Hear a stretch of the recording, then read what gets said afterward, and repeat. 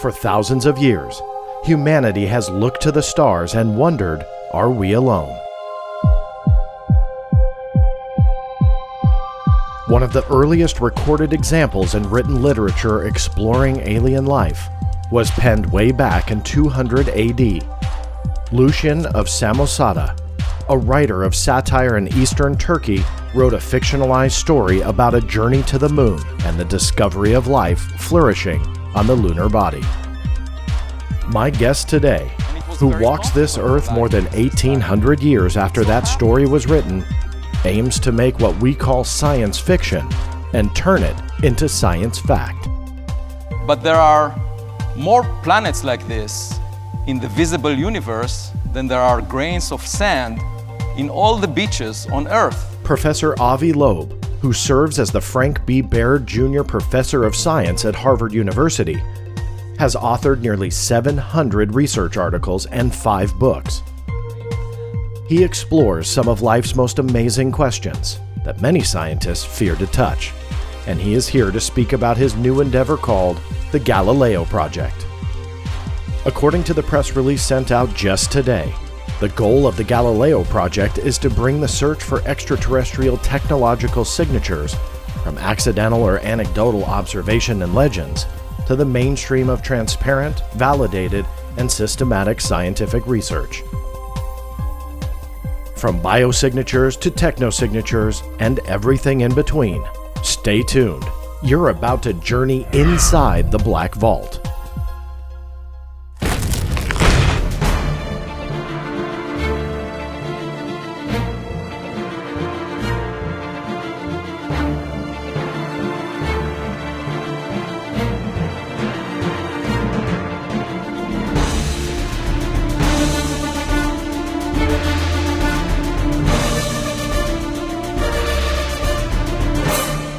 That's right, everybody. As always, thank you so much for tuning in and making this your podcast or your live stream of choice. I'm your host, John Greenwald Jr., founder and creator of theblackvault.com, and I don't want to waste any time. My special guest today is someone who's not only busy in general, but definitely today. So, Professor Avi Loeb, I am honored to have you on the show, and especially on a day like today, carving out some time for me and my audience. So thank you for that. My great pleasure. And I want to get into the Galileo Project in just a few moments, but since this is your first time on my show, I always like to give guests an opportunity just to give me a little bit of background about what your role is at Harvard University, your background in science, and what is your niche? Right. So fundamentally, I'm a farm boy. I was born on a farm, collected eggs every afternoon, and haven't changed much, I should say. I'm very much connected to nature. Was interested in philosophy early on, and I'm currently an astrophysicist, but curious about the most fundamental questions we have. And one of them is, are we the smartest kid on the block? And as we will discuss, the Galileo Project aims to answer this question, not philosophically, but actually based on evidence, because science is guided by evidence. Over the past 9 years, I've been the longest-serving chair of the astronomy department at Harvard University, 3 terms, each was 3 years. Also the founding director of the Black Hole Initiative at Harvard, a center that brings together philosophers and scientists to study black holes. And I'm currently still the director of the Institute for Theory and Computation at Harvard, at the Harvard Smithsonian Center for Astrophysics. So, and I've been the chair of a number of boards, but we will not get into that. I know that, and you have an extensive resume, none of which would even fit in an hour, so I appreciate the overview, though. I know that many scientists have a certain angle. Is yours more astronomy, more astrobiology, or kind of all of the above? No, my angle is that of a scientist, and fundamentally, science is about evidence rather than prejudice. And that's the main point of argument that I have with the mainstream of the scientific community, because I think we should be guided by evidence. And when there is something unusual, for example, an object that entered the solar system from outside and doesn't look like any of the rocks that we have seen before in the solar system, doesn't look like a comet or an asteroid, we should consider the possibility that it is a plastic bottle among all these rocks, like we find on the beach when we walk across the beach. And so my point is, we should allow ourselves to learn something new, rather than always assuming that what we see in the sky is something we have expected from before. And that's the way science is done. We learn new things by paying attention to evidence. And, fundamentally, it's a lesson that I've learned from practicing astronomy over decades, that we should be modest, that sometimes nature is more imaginative than we are. And if you ask me about this particular question, whether we are alone or whether there is a smarter kid on the block, we know now that roughly half, plus or minus a quarter, of all the sun-like stars have a planet the size of the Earth, roughly the same separation. And if you repeat the same circumstances, you might as well get similar outcomes. That to me sounds like common sense. I don't think it's a speculation to say things like us may have already existed out there. And in fact, most stars formed billions of years before the sun. So if there was a technological civilization that predated us, let's say by 1 billion years, it could have sent AI systems that replicate themselves through 3D printers and fill up the entire Milky Way galaxy by now, because it takes much less than 1 billion years to traverse the distances across the galaxy. And my point is, let's be modest, let's be humble, let's not assume that we know the answer in advance, and simply check the sky and figure out what is around us. And, that's just like opening the curtains on our windows and checking whether we have neighbors. If you argue, no, we don't have neighbors, and we are the smartest in the universe, it doesn't get rid of the neighbors. They might still be out there. Before we drill down on exactly what your angle is with the Galileo Project, you touched upon these objects, and I believe you were referring to Oumuamua, which I also want to get into. But first, I want to tackle science and scientists in general. Is there a hesitancy to deal with that topic when you're talking about not microbial life found on a distant planet, but rather an intelligent life that's traversing the cosmos in whichever way that they have figured out to do so? Is there a hesitancy to that in the broader nature of all this? Definitely. I mean, it's being regarded as an extraordinary claim to argue that something like us may exist out there. And frankly, I think it reflects arrogance, because I don't regard us as very intelligent whatsoever. If you look at human history, we wasted most of our resources in fighting each other, trying to feel superior relative to each other. The Second World War was driven by racism, Nazi Germany. And the $4 trillion were spent just by the US economy on that war, and 75 million people were killed in that war. 2/3 of the Jewish population in Europe was killed, 6 million. And so all this devastation was for nothing, just for the image that some people are superior relative to others. And that doesn't show intelligence, because intelligence, in my mind, is cooperation and sharing of evidence-based knowledge. And that's what science advocates. And to assume that we are really unique and special, I think, is arrogance. So my point is, I don't think it is speculative at all to search for things like us, or maybe even more advanced than us, because I don't think that we are very advanced at this point.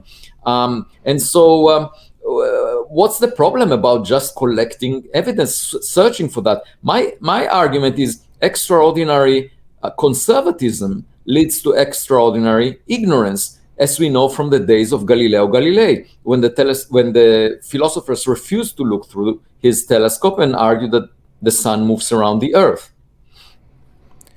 You named your project the Galileo Project. Give us an overview of what it is and what is it that you're trying to find. Right. So the name Galileo was obviously chosen for the reason I just mentioned, that there were these philosophers that refused to look through the telescope because they knew the answer. That only maintained their ignorance. The Earth continued to move around the sun. The fact that Galileo was put in house arrest didn't change anything. And so in fact, 2 weeks ago, there was a paper written by a philosopher published in Nature Astronomy magazine, arguing that this strange object that we referred to before, Oumuamua, that didn't look like a comet or an asteroid, could not have been of artificial origin. And when I saw this paper, I thought to myself, haven't we learned something from the days of Galileo? That philosophy is not the way to settle such issues. What we need is a high resolution image, because they say a picture is worth 1,000 words. In my case, a picture is worth 66,000 words, the number of words in my book, Extraterrestrial, that I wrote about this object. I wouldn't need to write the book if we had a high resolution photograph. It's not a philosophical question. And so that is the rationale behind the Galileo Project. What we want is to get more evidence on objects near Earth that look weird and that we do not know the nature of. So Oumuamua, this object that came from outside the solar system, the first one that we discovered that came from interstellar space near Earth, that didn't look like a comet or an asteroid, is an example. And if we find more of the same, we might want to send a spacecraft equipped with a camera that will take a close-up photo of it. But in much the same way, there were these unidentified aerial phenomena in the Pentagon report to Congress exactly a month ago, whose nature is unknown, and the government admitted that. But the government collected data from jittery cameras in a fighter jet, and relying on eyewitness testimonies and so forth. This is a kind of a data set that is not suitable for scientific inquiry. And what we want to do is construct telescopes where we have full control over the way they are operating and collecting data from our sky in a scientific way and analyzing it. It will be open data, and our analysis will be completely transparent. Since we're not taking the data from government-owned sensors, there are no restrictions on using. It's just like doing astronomy. In astronomy, you look at distant objects. Here, one would look at nearby objects, but again, using telescopes. So every time we look at the sky in a different way, we discover new things. And so my point is, we will learn something new, even if UAP, these unidentified aerial phenomena, are a result of some rare atmospheric phenomena, like lightning or something that was not expected because the government doesn't know what they are. We will figure it out, a team of scientists, and resolve this issue and learn something new. If we learn that Oumuamua, this object from 2017, ends up being a chunk of frozen hydrogen the size of a football field, something that was suggested, we will learn something new. It's not something that we've seen before. It was not produced in the solar system. And therefore, we learn something new no matter what. It's a win-win proposition. The worst thing we can do is say business as usual and ignore those anomalies that are in the Pentagon report to Congress and in the discovery of Oumuamua. What really caught my attention with your press release and the press conference that you guys put out today, which, by the way, well done. For those who want to see the full press conference, the link is down below. I definitely recommend to watch it because it goes into great detail about what Professor Loeb and his entire team are doing with the Galileo Project. But what I want to ask you is, earlier I asked about the hesitancy about scientists talking about alien life traversing the cosmos and the apprehension to go there. But with unidentified aerial phenomena as part of the scope of what you're doing, can you help me understand the difference with your project, how you're going to approach something that is in our atmosphere? I mean, are you looking at UAPs that literally are very close to Earth, or are you using the term to reference something that may be in or around our solar system? No, we are using it in the same way that the Pentagon report used it. And the point is that we will have a network of telescopes looking at the sky. The sky is not classified unless you are next to a military complex. And we will simply monitor the sky the way astronomers do, except we will pay attention to things nearby rather than things far away. So they move much faster.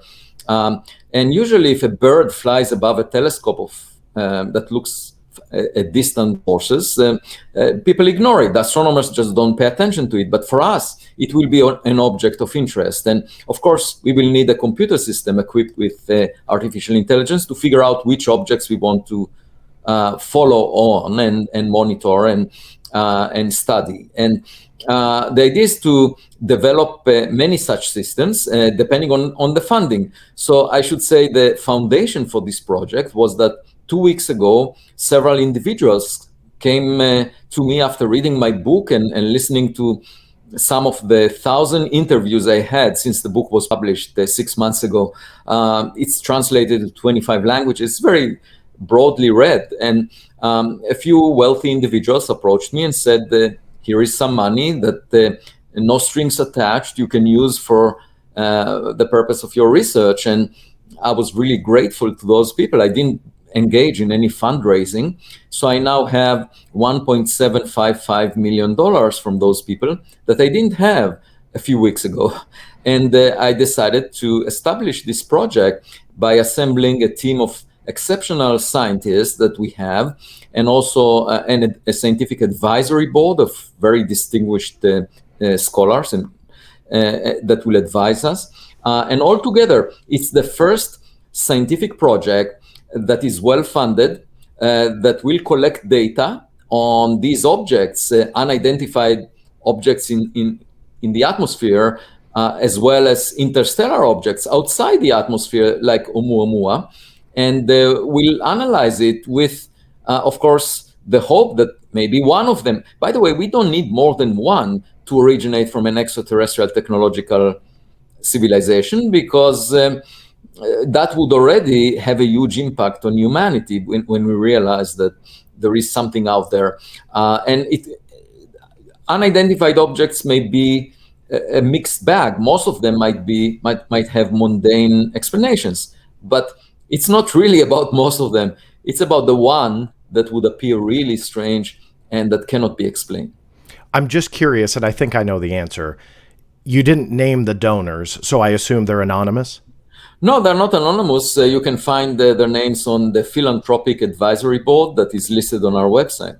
Oh, okay. I thought they were not named, so I'm glad I asked. Okay. No, they're there, but we just, okay. So the press release or conference was not about the gift. Sure. It was more about the project. And we are really grateful for these generous individuals that committed funds. And the hope is that we will be able to raise 10 times more funding, because with the current funding, we can perhaps put 10 to 50 telescopes in various locations.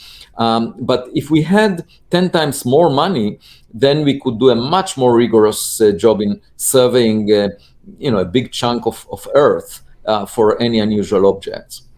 Was there a turning point for you? And this is kind of a personal question, but when it comes to the either extraterrestrial objects in space or those that are much closer to home here on planet Earth, was there a turning point for you? Was that Oumuamua, or was there something else that made you really say, okay, we need to, if money should ever arise, and here it is, put it towards UAP research of these types of objects? Is there an event like that for you? Yeah, definitely. The discovery of Oumuamua. Before that, I was working on cosmology, the study of the universe, the first stars that formed in the universe, the scientific version of the story of Genesis.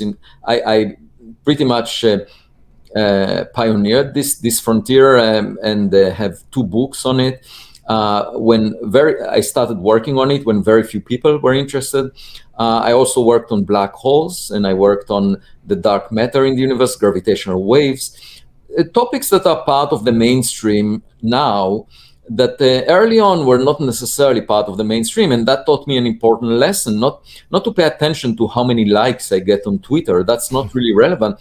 I need to keep my eyes on the ball, not on the audience. But then when Oumuamua showed up, I actually was interested, because a decade earlier, we wrote the first paper with 2 collaborators, Ed Turner and Amaya Moore-Martin, the first paper that forecasted how many rocks do we expect to find coming from other stars based on what we know on the solar system?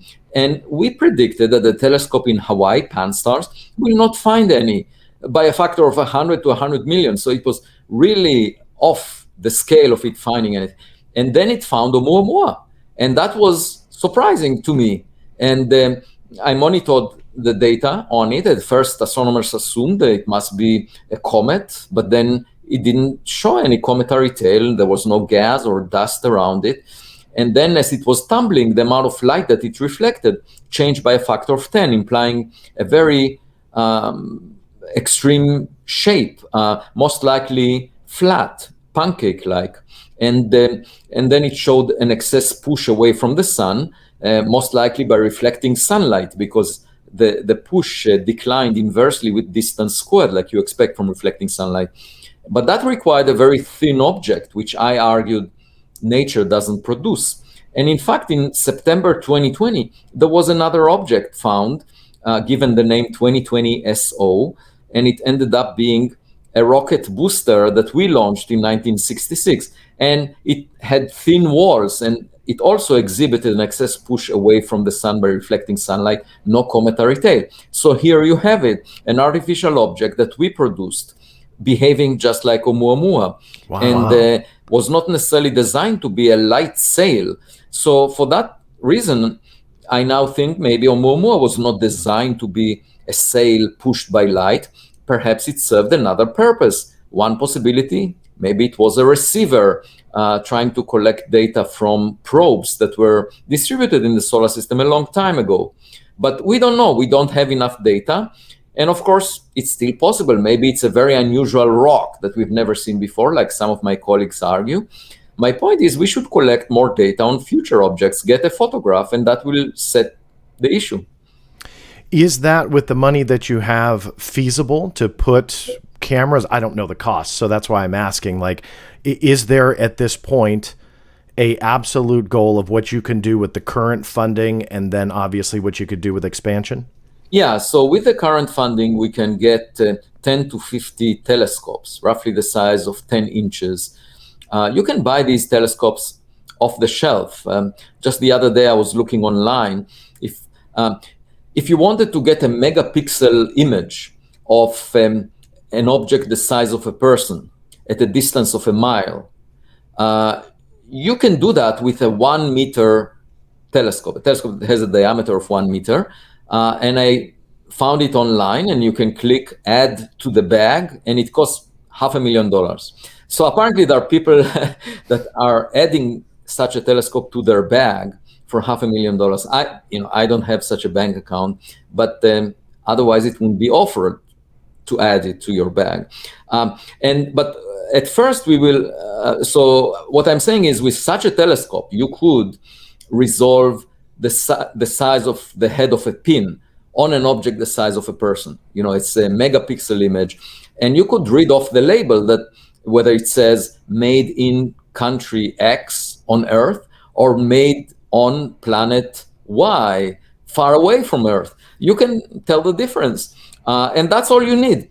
Now, we will start with a network of somewhere between 10 and 50 telescopes that are smaller than that, maybe 10 inches in size, and each of them will be equipped with a camera that gets the data and then transfers it to a computer system that will filter out the data, because there would be a huge flood of data with continuous video that you take of the sky with a large number of pixels, and we will have to filter out the objects of interest using artificial intelligence.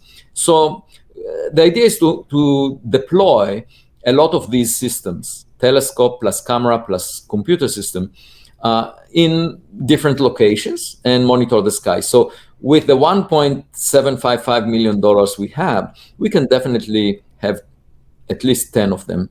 But if we got 10 times more funding, we can put at least 100 times of them. The number of telescopes that we use is just proportional to the amount of funding we have, because each system is independent. And of course, with 100 of them, we can do much better. We can cover many more regions. How do you choose the spots? Excellent question. This is to be discussed. And of course, there is there is a claim that perhaps the UAP are clustered around the military constellation, maybe nuclear reactors, some special areas. It's not clear whether that's just a selection effect, whether we are patrolling these areas much more than others. And of course, that would be part of the study, because the best places to put these telescopes are actually mountaintops where you find astronomical observatories. They have very good seeing.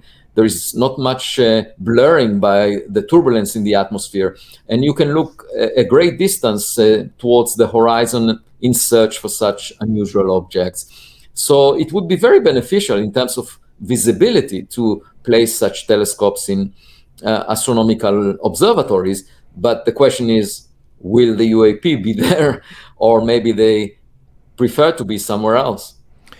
You mentioned the military and around military installations, and obviously we do see an influx of that by the admission of the U.S. government.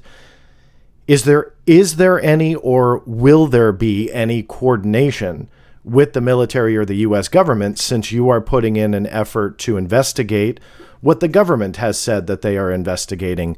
Any connection? Well, the point is the government is using classified sensors that are used for national security purposes. And obviously, most of the data is classified for that reason. I would much rather not look at that data, because then there would be restrictions on what I can do. Because even subconsciously, if I had a peek at their data that is classified, they would be concerned that will guide my assembly of data. And I would much rather be completely independent, doing it in the scientific way, just like astronomers look at the exploding stars or distant galaxies. Nobody forbids them from doing that. And, so what's the difference of an object very far away, billions of light years away, versus an object that is just next to us? You can use telescopes in astronomical observatories, and nobody prevents you from looking at the sky. And the idea would be to do it in the scientific way, so measuring quantitatively what we find, and rather than relying on eyewitness testimonies. You can't use that in scientific papers. So my goal, if you ask me globally, is to bring this subject to the mainstream of science, because the public is very curious about this question. And if we do that, then we will get more funding to science, because the public funds science. And the proof to that is that I got, nearly $2 million in 2 weeks. I didn't do any fundraising. And we can attract a lot of young people to science. And the proof to that is that my inbox is full now, just a few hours after the press conference, with young people asking to join the project and volunteering to contribute from their time to the study. And, that's remarkable. People are excited about this question. They want to help the project succeed. And what I'm saying is, it's a lost opportunity if scientists would continue to shy away from this subject as they did in the past, because you can tap the enthusiasm and promote our knowledge of the universe. And my point is, it's a win-win proposition. Even if we learn that there is some rare atmospheric phenomena, or that there are hydrogen icebergs being produced in some nurseries in space that we've never imagined, we learn something new. So we cannot lose by getting more data. We can only benefit because we'll get a better understanding of reality. Do you ever think about why the government doesn't share the majority of the data? You mentioned the classified systems. I'm 100% on board with you there, and I get that. But do you feel that there's another wall that is shielding that data and being shared with the general public, with scientists such as yourself? Because there's a lot that they could share that would help you implement the Galileo Project and placement of instrumentation and so on, if you had more data that wouldn't be tapping into classified systems. Do you ever wonder what they're hiding? No, I think it's mostly for that reason that you mentioned, that the data is classified because it was taken by classified sensors, and there is a lot of bureaucracy along the way that prevents the release of this data. And I can give you an example. There is there was a meteor. That's an object that collided with Earth, that burned through the atmosphere of Earth, that was found in 2015. And with my student, we analyzed the data that was released, and it was detected by government-owned sensors. And they just published some data about this object without giving error bars, without stating how uncertain they are about the trajectory. But we used that data to say, wait a minute, it moved too fast. This object must have come from outside the solar system. And it was 2015. So we said, this is the first detection before Oumuamua of an interstellar object. And it was an interstellar meteor. And we submitted the paper for publication. And then the referees, the reviewers of the paper argued, well, we want to see the error budget. We don't trust the government. So I had some colleagues that have connections across the fence. And I said, could we get, even if not the error budget, just an upper limit on how uncertain the government is in terms of the parameters of this particular object? And it took months and months, and eventually I got an upper limit. So I submitted the paper with my student, Amir Siraj, to the journal and said, we just got this information that this is the upper limit. And then the reviewer said, I don't believe the government. So then the editor of the journal said, okay, we'll find a reviewer that has access to the classified information and will be able to report back and say, yes, this paper deals with data that is reliable. He couldn't find such a person. So then the paper was never published. And I did my best. And this just illustrates to you the gap that there is between open data science and government data. All we needed in this case is to say, okay, the speed of this object was some number, plus or minus some other number. And we were missing the plus or minus. So if they said 20 kilometers per second, plus or minus 5 kilometers, then that would be it. That's all we needed. But they were not, it took months. At best, we got an upper limit, but that was not satisfactory. The paper never got published. So it shows you the difference in the systems of science, open science, and government-owned data. And as a result, I think the best approach forward in terms of identifying the unidentified is to collect new data. Let's not obsess with old data. Let's just collect new data. I'm practically behaving like a kid. When an adult tells a kid the truth is like that, the kid just ignores the adult very often and says, I want to figure it out myself. That's how kids get bruised, how they get into trouble, because they don't listen. So I basically prefer to get the data myself. And that's the way science operates. Science is based on, it's maintaining the childhood curiosity in a way that you need to reproduce your evidence. It's not enough to rely on a one-time miracle or a one-time event that someone told you about. What you want is to be able to reproduce the claim. And that's what we can do with the Galileo Project by finding new objects using telescopes in an open data framework without me knowing anything about the past. And that's the approach we take. It seems like transparency is a goal of the project, which you've been talking about. But how is that data going to be shared, if you don't mind me asking? Oh, in a very simple way. We can just put it on the web. And it just is it like the raw science data for other scientists around the world to take part? Is it sharing? So this is very common it's not always the case in science. Sometimes groups, teams that collect data prefer to keep it to themselves so that they can harvest the fruits out of that data before anyone else has access to it, because they invested a lot of the time in constructing the instruments that were used to collect the data and so forth. So that exists, and there are some projects where the data is not available to everyone else for a few years, and then it's available.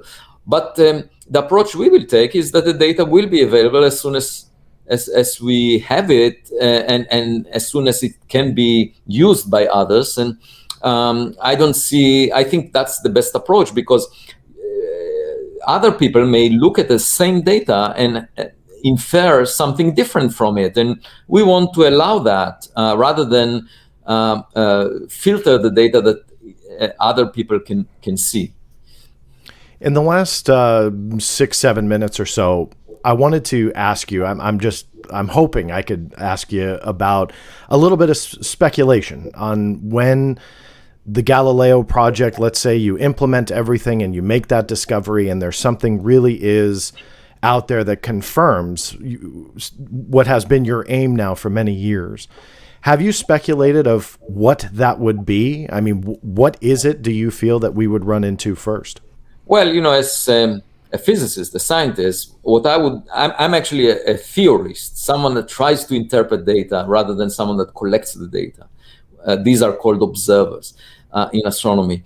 And for me, if I get a data set, I immediately start to think how to explain it. There are lots of anomalies in astronomy. For example, we don't know what most of the matter in the universe is. It's called dark matter, and that's an anomaly because we haven't seen it.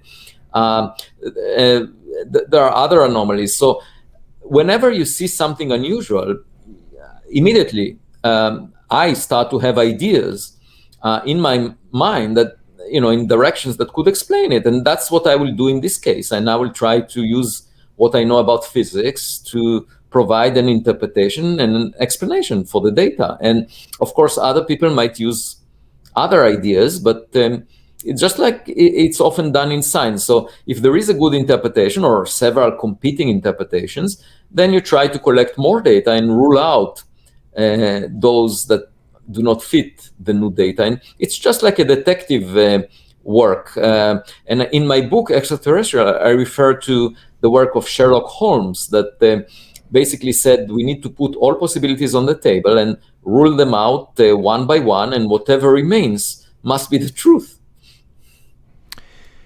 So when it comes to that alien life, though, and this is that speculation that has fascinated me. I work as a television producer and did quite a few shows on this very topic. And the thing that blew me away was the idea that mainstream science and scientists were really playing with the machine intelligence, the artificial intelligence, that when we do find out we are not alone, it would essentially be with a non-biological entity, rather a mechanical one.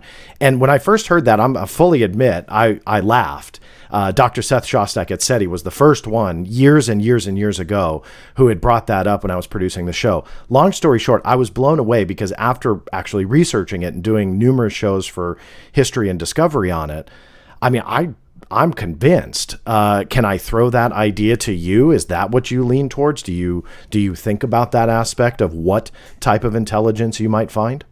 Definitely. I mean, and that was featured in some of my recent commentaries in Scientific American. You see, humans or any biological creature on Earth was not selected by Darwinian evolution to travel between stars. In fact, we wouldn't survive for more than 1 year in space without proper protection because of cosmic rays. That's often missed by people like Elon Musk that advocate going to Mars and settling there.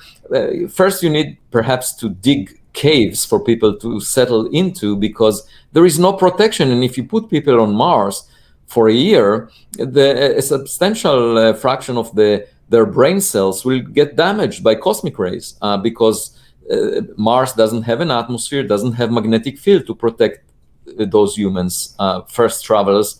So you're sending them to their death if you're not protecting them. And as a result, it makes much more sense to send instruments because you can imagine creating instruments that will survive even for billions of years through space. And now we are at the point where we develop artificial intelligence systems that could potentially outsmart us, self-driving cars, and in the future, much better systems. And I can imagine sending one of those systems to space such that, we train it, we educate it, just like we train our kids. We provide them with a blueprint for how they should behave in life. And then we send our kids into reality, into the world. And they operate autonomously. And the same should be true for those AI systems that might have been sent by other civilizations.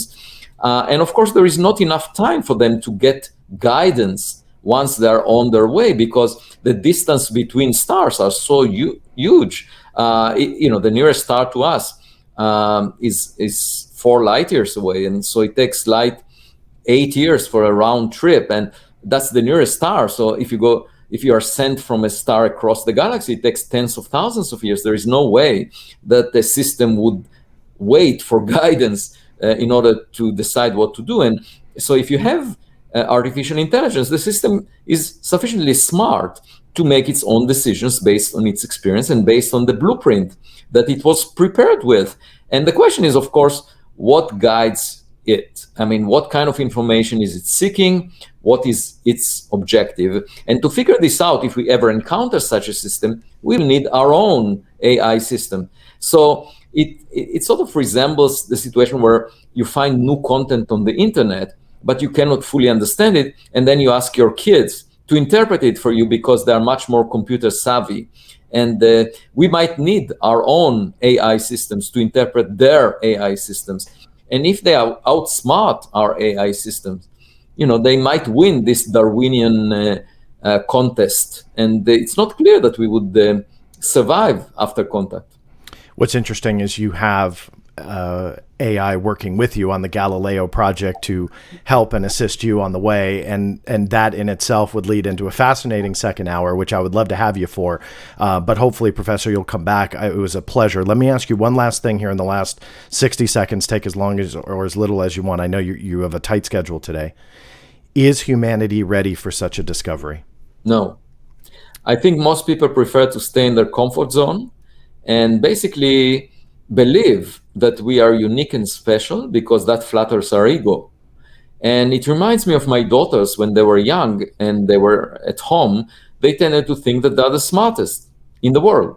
And when we took them to the kindergarten on the first day at school, they had a psychological shock because they met kids that might be smarter than they are. And of course, if I were to ask them, they would say that they prefer to stay at home to maintain their illusion. So for that reason alone, I think that most people prefer to believe that we are unique and special.